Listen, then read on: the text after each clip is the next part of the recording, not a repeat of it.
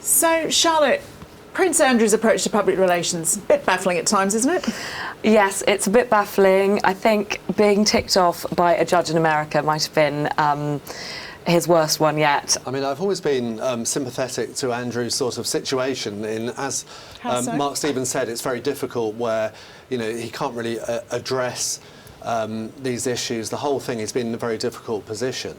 But his response and the strategy is just exasperating. Forgive me, why can't he address these allegations? This is all right. He needs to speak to the FBI, otherwise it's never going to go away, surely. Well, because essentially they never wanted to speak to him before. They had an investigation against Jeffrey Epstein, and that was all concluded.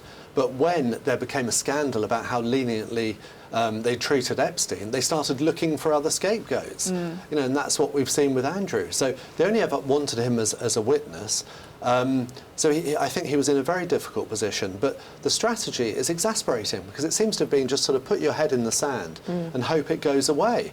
So this is what's happened here, you know, and finally they've had to acknowledge the case. But then we've also got the FBI who want to speak to him, and we haven't been given any advice on what's happening there. Has he spoken to them? Has he done this? Again, it seems to be just, we're not going to say anything and hope it goes away. It's crazy. Well, and speaking of it not going away, don't you think the very act of hiring this high-profile media lawyer who, you know, is known for these sex offence defences, it's not going to make it just more of a circus?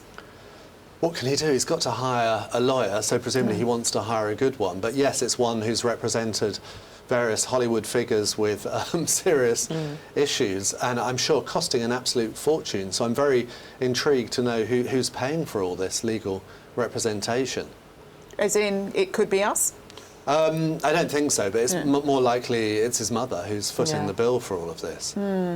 It's fascinating, morbidly so. Let's just go to the other Andrew distraction going on, Charlotte, is that this continued speculation that sort of like that Richard was speaking about last week, where Andrew could be planning to get re-engaged to Sarah Ferguson. Yeah, this is a story that crops up every so often, often when there's a negative story. Cynics might say handily so. Yeah, when there's a negative story. But then again, Fergie has been talking about her vows recently, saying she'll always stand by her vows. So she kind of has prompted that kind of speculation by reminding us all that she's sort of still married to him, at least in her head. But yeah, no, it does. It is a story that comes up every couple of years when Andrew's got himself in hot water.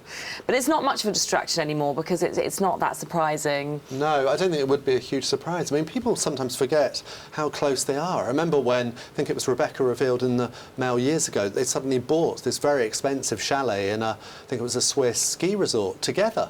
You know, they're joint names, and people are thinking, what's going on? But they really behave like a married couple anyway. Yeah, and now Fergie goes to Balmoral, which is something that never used to happen, and they are seen arriving at Balmoral on the back of the car together.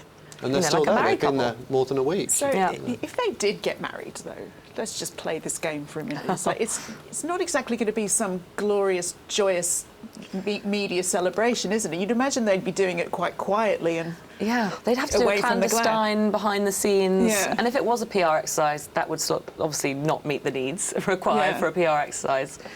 It would actually just look like more of a sort of Andrew and Fergie nonsense, you know, catastrophe, I think. But I think what would really put the cat among the pigeons would be then the Duchess of York, who at the moment carries out lots of different engagements, you know, as a private individual. She would then be married to the Queen's son, so that they would be almost, I'm not saying they'd be necessarily listed on the court circular, but they'd be treated like formal engagements. She wouldn't be able to do any engagements. Yeah, we're getting lost in the fantasy here.